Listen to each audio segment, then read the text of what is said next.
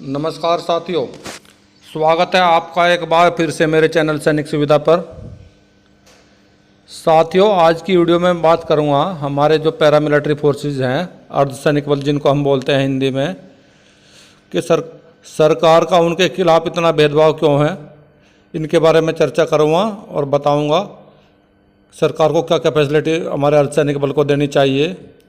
हमारे जो paramilitary forces हैं उनको भी हमारी सेना के समान सारे लाभ मिलने चाहिए जो हमारी सेना को मिलते हैं, लेकिन हमारी सरकार इसमें काफ़ी भेदभाव बरत रही है।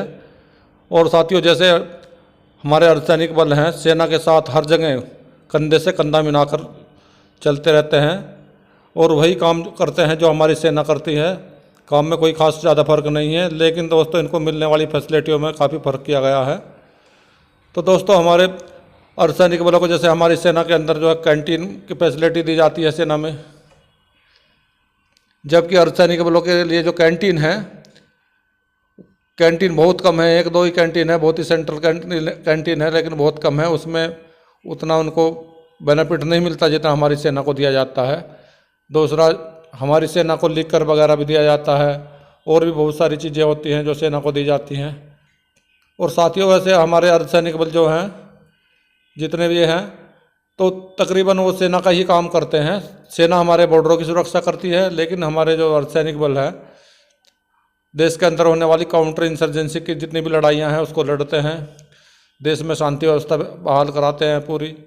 देश में कहीं चुनाव होता है तो उसमें अपनी ड्यूटी देते हैं, उसको शांति के तौर पे सब कुछ कराते हैं।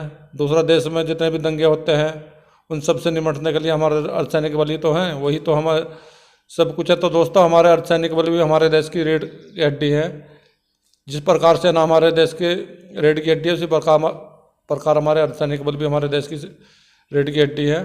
तो साथियों, हमारी सरकार को सेना की तरह उन्हें फैसिलिटी देनी चाहिए और उनके साथ इस प्रकार का भेदभावपूर्ण रवैया नहीं अपनाना चाहिए।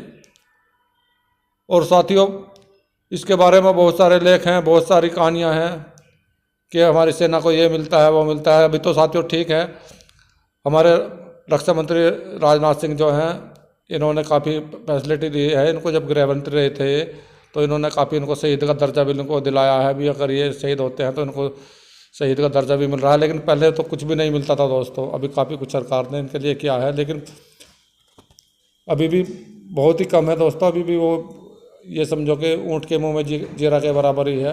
उतनी फैसिलिटी नहीं मिल पाई जितनी इनको मिलनी चाहिए। और दोस्तों, इसके लिए बहुत सारे लेख अखबारों में आते हैं, बहुत सारी कहानियां हैं, उनके बारे में मैं आपको बताऊंगा।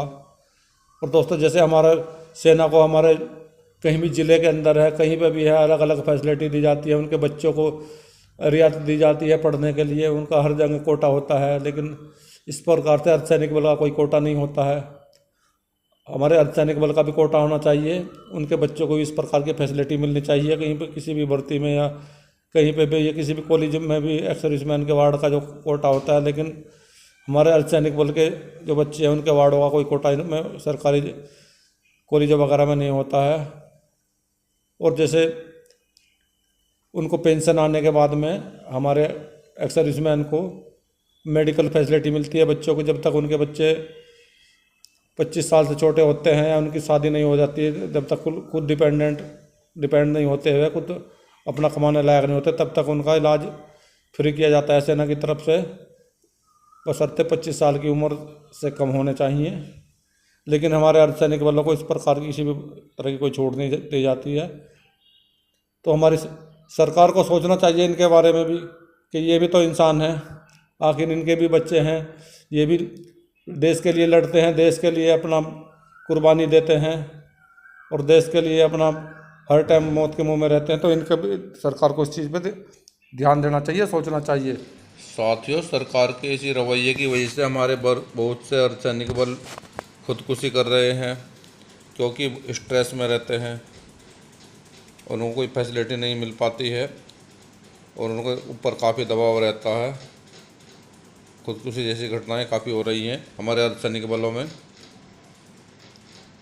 तो उन्हें रोकने के लिए सरकार को कदम उठाना चाहिए। तो साथियों, कुल मिला के बात करें, 20 लाख केंद्रीय सैनिक बलों और उनके परिवार के साथ में सरकार द्वारा भेदभाव किया जा रहा है। सेना की तरह कैंटीनों को की नहीं मिल जीएसटी की छूट। दोस्तों, सामान्य स्थिति में अर्धसैनिक बलों को आर्मी कैंटीन में प्रवेश की इजाज़त नहीं मिलती है और उन्हें उन्हीं क्षेत्रों में जहां केंद्रीय अर्धसैनिक बल आर्मी कमांड या उसके साथ ड्यूटी देते हैं तो इन बलों को सीएसडी कैंटीन की सुविधा दे दी जाती है। और साथियों, कुल मिलाकर सार ये है, केंद्रीय अर्धसैनिक बलों के लिए शुरू से ही सेंट्रल पुलिस कैंटीन के साथ जो भेदभाव हो रहा है उसे लेकर इन बलों के करीब 20 लाख परिवारों में गुस्सा है। सेना की कैंटीन यानी कि सीएसडी कैंटीन में जीएसटी में छूट दी गई है, जब किसी सीपीसी कैंटीन पर जीएसटी लगता है। इनका नुकसान यह है कि सीपीसी कैंटीन से जो सामान मिलता है उसकी कीमत बाज़ार के आसपास ही पहुंच जाती है, तो इसमें बहुत ही कम इनको फ़ायदा इसमें मिलता है। दूसरी तरफ सीएसडी कैंटीन से खरीदे जाने वाला सामान बाजार भाव के मुकाबले काफ़ी सस्ता होता है। Foundation of x paramilitary force welfare association के केंद्र सरकार से पूछा है कि अर्धसैनिक बलों के परिवार के पास ये छलावा क्यों किया जा रहा है। एसोसिएशन ने मांग की है कि इन बलों को प्रोत्साहित करने के लिए तुरंत प्रभाव से सीपीसी कैंटीन में जीएसटी की छूट शुरू कर दी जानी चाहिए। सशस्त्र बलों के अफसर और सैन्यकर्मी इन सीएसडी कैंटीनों का इस्तेमाल करते हैं।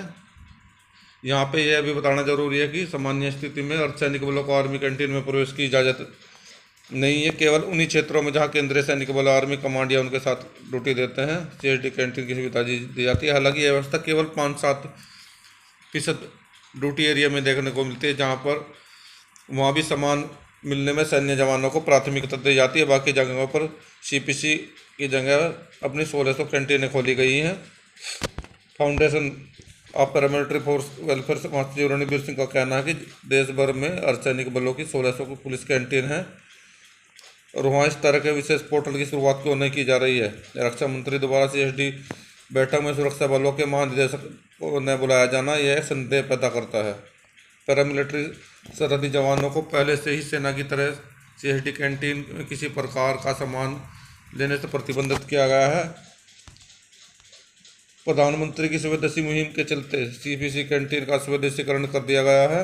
पूर्व अर्धसैनिक बलों ने 14 नवंबर 2019 को वित्त मंत्री निर्मला सीतारमण, उनके बाद गृह मंत्री अमित शाह और गृह राज्य मंत्री नित्यानंद राय को भी इस तरह की सीपीसी कैंटीन से जीएसटी हटाने के लिए आग्रह किया था, मगर कुछ नहीं हो पाया। एसोसिएशन की मांग है कि आगामी बजट में सत्र में सीएसडी की तर्ज पर अर्धसैनिक बलों की सीपीसी कैंटीन पर 50% जीएसटी की छूट और कार व फ्रिज खरीदने के लिए अलग से विशेष ऑनलाइन पोर्टल लॉन्च किया जाए।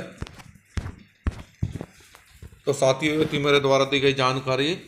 अगर आपको जानकारी अच्छी लगी है तो मेरे वीडियो को लाइक करें, चैनल को सब्सक्राइब करें और आप भी अर्धसैनिक बल हैं तो मेरे चैनल को सब्सक्राइब करके रखें। यहाँ पर अर्धसैनिक बल से संबंधित महत्वपूर्ण जानकारी आपको मिलती रहेगी। वीडियो देखने के लिए धन्यवाद दोस्तों।